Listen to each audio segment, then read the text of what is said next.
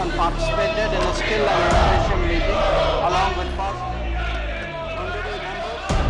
You should know that as part of our HADR efforts, India has provided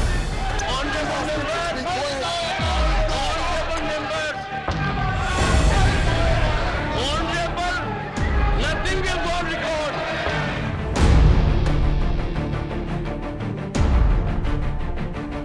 Chairman sir, I rise to apprise this august House of the key foreign policy engagements and initiatives taken by India since the budget session, which ended on 6 April 2023. This period witnessed several crucial high-level diplomatic engagements, including interactions by the Honorable President, Honorable Vice President Sir, and Honorable Prime Minister with foreign counterparts in India and abroad. I myself visited a number of nations, as did our Ministers of State, and we received many of our foreign colleagues here in India. And through these efforts at multiple levels, we were able to advance our national objectives and interests in a volatile and uncertain world. In terms of the diplomatic engagements of the Honorable President, she hosted the King of Cambodia from May 29 to 31 on his state visit. This marked the celebrations of the 70th anniversary of diplomatic relations between our countries. Honorable President was the chief guest of the celebrations commemorating 150 years of the arrival of Indians in Suriname in June. She was conferred Suriname's highest distinction, the Grand Order of the Chain of the Yellow Star. Honorable President also visited Serbia in the same month. Honorable Vice President visited the United Kingdom on May 5-6 to attend the coronation ceremony of King Charles III. He interacted with various leaders, including the presidents of Germany, of Israel, and Brazil. He also met with Indian students and members of the diaspora. In June, the Honorable Vice President engaged his counterparts from Zimbabwe and Gambia in New Delhi and received the Deputy Prime Minister of the Democratic Republic of Congo. During this period, Honorable Prime Minister visited 7 countries. Bilateral visits were made to Australia, the US, Egypt, France, and the UAE. Prime Minister participated in the Quad and G7 meetings in Japan and co-chaired the 3rd FITIC Summit in Papua New Guinea. He also hosted the Prime Minister of Nepal and the President of Sri Lanka in New Delhi. The official state visit of to the USA of Prime Minister Sri Narendra Modi ji from June 20 to 23 was only the second by an Indian Prime Minister. He was also accorded the rare privilege of addressing the joint session of the US Congress for a second time. In Washington, D.C., Prime Minister was given a formal state welcome at the White House. As a special gesture, the US government invited nearly 8,000 members of the Indian diaspora to visit the ceremony. Prime Minister held bilateral talks with the US President on June 22nd. President Biden hosted both a state dinner and a private dinner at the White House. The Prime Minister also interacted with several CEOs of tech companies individually, as also in a roundtable that was co-chaired with President Biden. He invited them to strengthen their presence and operations in India. Prime Minister addressed young entrepreneurs and participated in a skill and innovation meeting along with First Lady Dr. Jill Biden. Chairman sir, the key outcomes of the visit were reflected in a joint statement as follows. 1. Both sides agreed to augment technology cooperation, especially through the Initiative for Critical and Emerging Technologies, ICET, focusing on artificial intelligence, semiconductors, space, quantum, and telecom. India was included as a member in the Mineral Security Partnership, which aims to accelerate the development of sustainable global critical energy mineral supply chains. 2. Under the Defence Industrial Cooperation Roadmap, the defense industries and startups of both countries announced their intent to engage in co-production and other activities. A US company, GE Aerospace, announced that they would manufacture jet engines in India through transfer of technology to HAL for our light combat aircraft indigenous production. 3. Indian Space Research Organization, ISRO, signed the Artemis Accords with the US National Aeronautics and Space Administration, NASA, for cooperation in civil exploration of outer space for peaceful purposes. NASA and ISRO announced that they would cooperate in human space flight and launch a joint effort to the International Space Station in 2024. 4. Both countries resolved 6 outstanding bilateral trade disputes in WTO. And I stress, Chairman Sir, that this is very, very extraordinary through mutually agreed solutions. They agreed to strengthen collaboration between the respective SMEs and boost innovation linkages. 5. In the semiconductor domain, 3 US companies made announcements for building a semiconductor assembly and test facility in India and for training Indian engineers and workforce. This too, Chairman Sir, is a very important step. It will take forward the semiconductor mission that the Prime Minister is so deeply committed to. 6. In the telecommunication sector, both sides agreed to collaborate towards a bilateral trusted network, trusted sources framework, enable participation of Indian companies in the US RIP and Replace program, and undertake core and reciprocal pilot projects. India and USA also agreed to accelerate cooperation in green hydrogen and other emerging technologies. 7. To deepen the people-to-people ties, which are anchored in a 4.4 million Indian diaspora, the US announced its decision to open 2 new consulates in Bengaluru and Ahmedabad. This, sir, will have a big impact in easing up the issue of visas, which is a concern which is shared by many members of the House. India will take steps to operationalize its own consulate in Seattle later this year and identify locations for 2 more new consulates in the USA. 7. Both countries agreed to further strengthen higher education partnerships. After the official state visit, the US government has also returned to the government of India 105 cultural antiquities that were illegally trafficked. 9. Given the shared vision of a free, inclusive, open and inclusive Indo-Pacific, both countries agreed to commence an Indian Ocean dialogue, and USA announced that it would join the Indo-Pacific Oceans Initiative that was announced by India in 2019. And 10. India and USA will work together for the development of digital public infrastructure and strengthen multilateral development to address global trade. Sir, honorable members would be interested to know that Prime Minister led the 9th International Day of Yoga on 21 June at the UN headquarters in New York, which was on 31 July.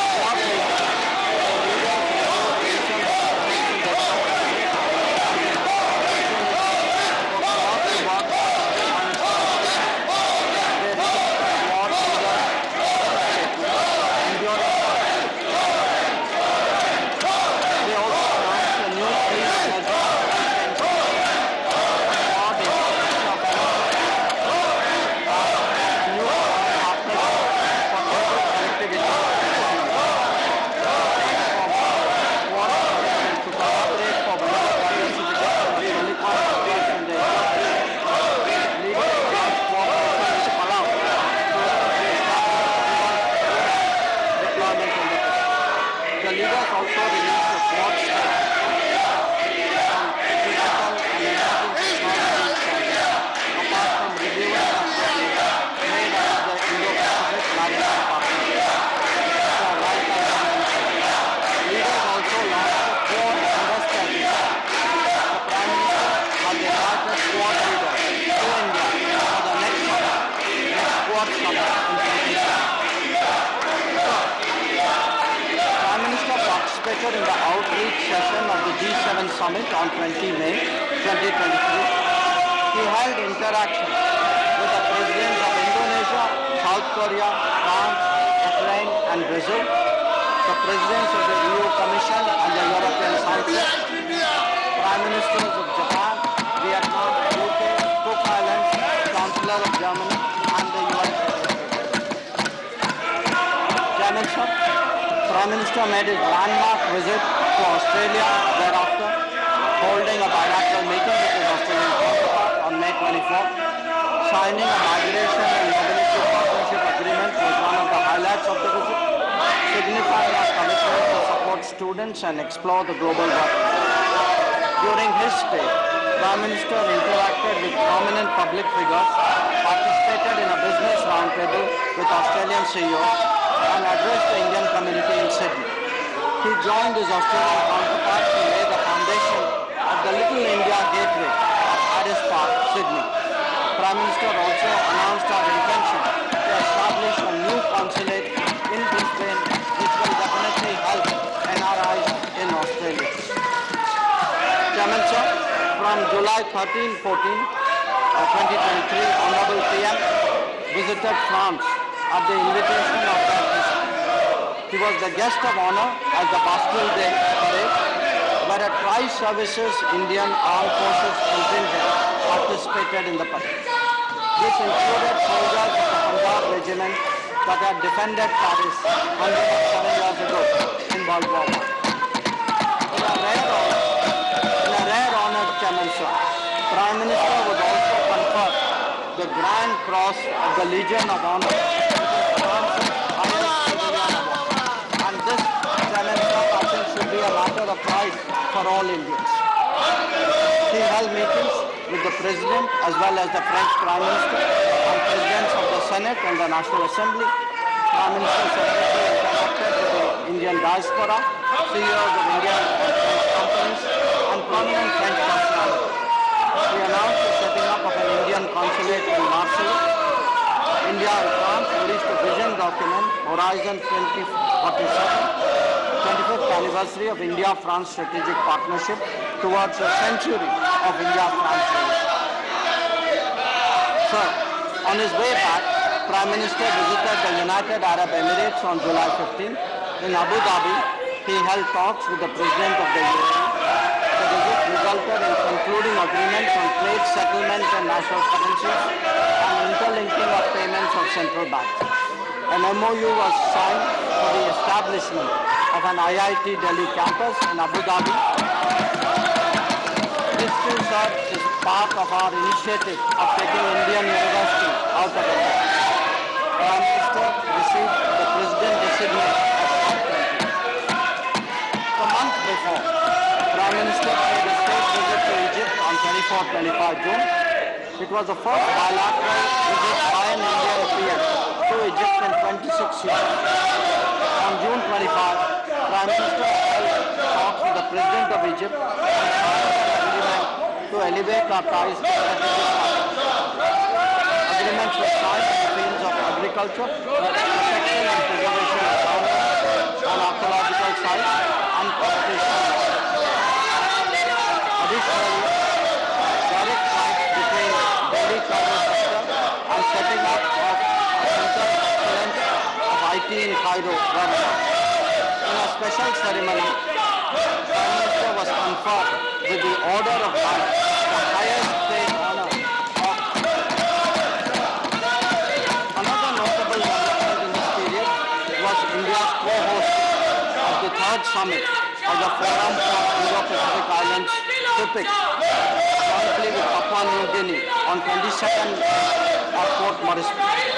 Prime Minister was received with exceptional warmth and courtesy by Pacific leaders, starting with his arrival, and sir, all honorable members had an opportunity to see that arrival for themselves on the television screen. He was conferred the grand order of the grand companion of the Order of Logohu by the Governor General of Papua New Guinea, the companion of the Order of Fiji by the Prime Minister of Fiji, which are the highest civilian awards of the two nations. He was also presented with abacus, a symbol of leadership and wisdom, by the President of South. The main outcomes of the Cricket Summit were: one, launch of Sustainable Coastal and Ocean Research Institute story housed in Suva, Fiji. Launch of the data warehouse for empowering Pacific Islands, JPEG, which shows geospatial data and has been developed by ISRO. 3.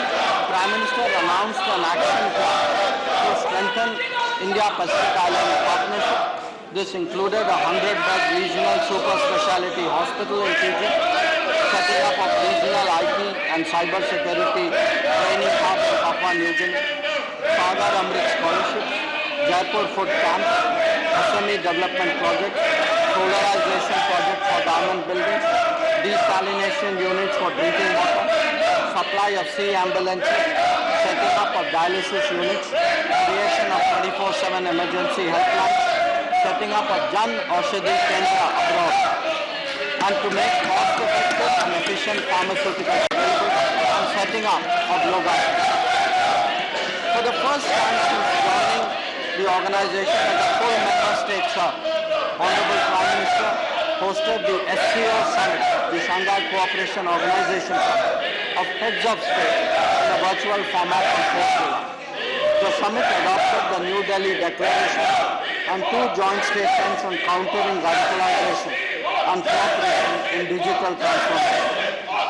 During the course of India's presidency, we successfully hosted 15 ministerial meetings, over 130 regular institutional meetings, and social, cultural events with a key focus on secure, which is security, economic development, connectivity, unity, respect for sovereignty and territorial integrity, and environmental. Chairman, sir.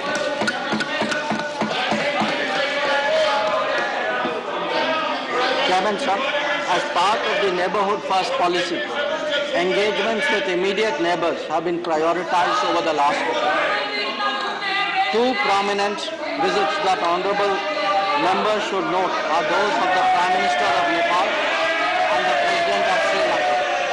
The Prime Minister of Nepal paid an official visit to India from May 31 to 3 June. After bilateral talks, the 2 Prime Ministers participated in virtual groundbreaking ceremonies of 6 projects, including integrated checkpoints, railway lines, petroleum pipeline facilities, and transmission lines.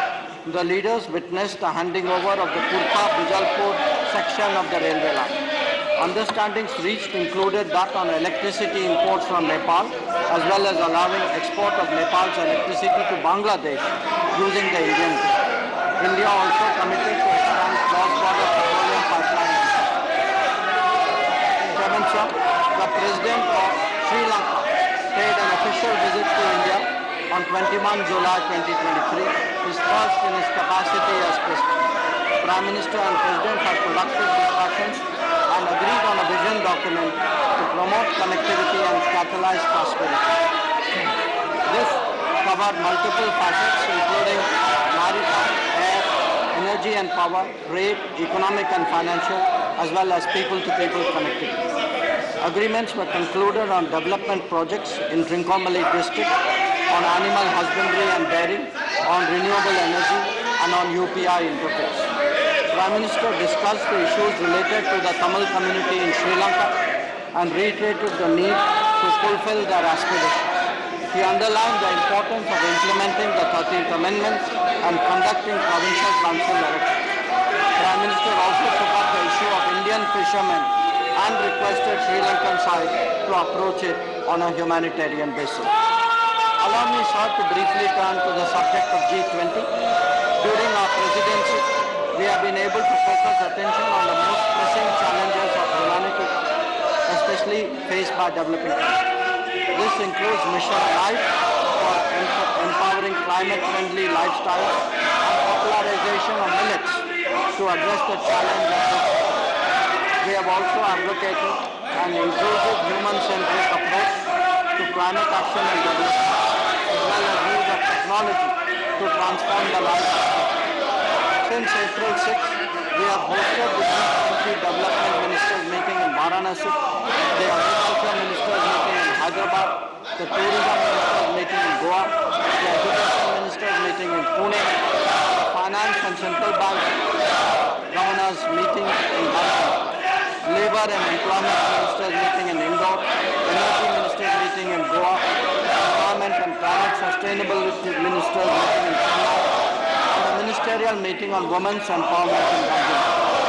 As envisaged, we are realizing our intent to make India's presidency a truly national endeavour and showcase India to the world.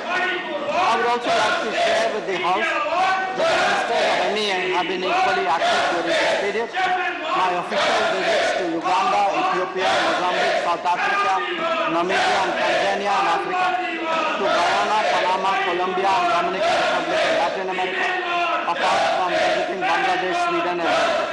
The visit to Latin America included co-chairing the India-CARICOM and India-SICA ministerial meetings. Many of these visits were the first ever. I also visited Indonesia for the Foreign Ministers meeting under the ASEAN-India format, East Asia Summit and ASEAN Regional Forum.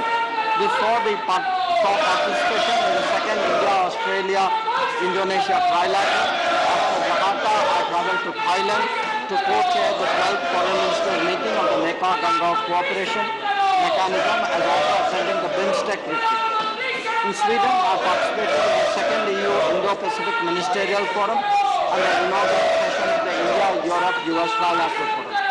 Along with my esteemed colleagues, the Commerce and Industry Minister and the Minister of State for Electronics and Information Technology, we attended the first ministerial meeting of the India-EU Trade and Technology Council in Brussels. In South Africa, I had an opportunity to take part in the BRICS Foreign Ministers meeting and the Friends of BRICS meeting. In the same period, I have had the privilege to host my counterparts from the Republic of Korea, Israel, Philippines, Maldives and Japan, apart from the Deputy Prime Minister of Russia. I am chairing the Asia Council of Foreign Ministers in Goa and the G20 Development Ministers meeting in Varanasi. Our Ministers of State also actively engaged in promoting India's interests. Sri Muralidharanji oversaw Operation Kaveri from Jeddah in April and paid official visits to Saudi Arabia, Bahrain, Brunei, Dar es Salaam, Malaysia, Maldives and Syria. Srimati Meenakshi Lekiji visited Croatia, Slovenia and Northern Macedonia. Dr. Rajkumar Ranjan Singh ji visited Singapore and Fiji. During our interlocutions, we noticed a growing interest among our partners and business leaders to be part of India's growth story and engage in development partnerships. India's undertaking of greater responsibilities was widely welcomed and our views on key global issues taken seriously. We aim to realize the Prime Minister's vision to make India a leader in democratizing technology, a trusted geography, and an important part of our global supply. In our travels abroad, I'm glad to report, sir, that we are now seen as a credible and effective development partner. Our development partnership portfolio now spans 78 countries, and hallmarks of this project is demand-driven, transparent, empowerment-oriented, environment-friendly, and relying on a consultative approach. We have also been spearheading the promotion of digital public infrastructure and sharing best practices in digital governance, especially in the global south. Honorable members should know that as part of our HADR efforts, India has provided medical supplies. The details, sir, are in my statement. But I would like to take the opportunity to mention an important rescue operation that took place a few months ago. On 15th April, an armed conflict broke out in Sudan. In order to protect and evacuate our citizens, Operation Kaveri was launched. Indian nationals were brought to Port Sudan from different conflict zones and then ferried to Jeddah using our Air Force aircraft and naval ships during Operation Kaveri, like Operation Ganga. We not only evacuated thousands of citizens but helped people from many other countries. 4,075 Indian nationals were safely evacuated. Our diplomats and our armed forces displayed exemplary courage during this period. And I must mention, sir, to the House, many movements took place on its firing, and one particular aircraft landing was particularly challenging. So I would like to underline that we have proven once again that India will never leave its people behind during a crisis, be it in Ukraine or in Syria. We have also made consistent efforts to secure the release of our fishermen and civilians. 74 have been returned from Sri Lanka and 398 from Pakistan. So, in conclusion, let me say that at a time when international relations have become unprecedented and complex, our people-centric foreign policy, which is guided by the demands and aspirations of our society, has shown that India speaks as a voice of peace, of security and prosperity for all, while serving as a force of global good and stability. We have also vigorously defended our national interests. In 2022, at the beginning of Amrit Kal, India assumed the landmark G20 presidency. We will host a summit this September. Our presidency has invigorated our foreign policy and given more force to realize the Prime Minister's vision of an Atmanirbhar and Viksit Bharat that regains its rightful place in the world. Thank you, Mr. Speaker.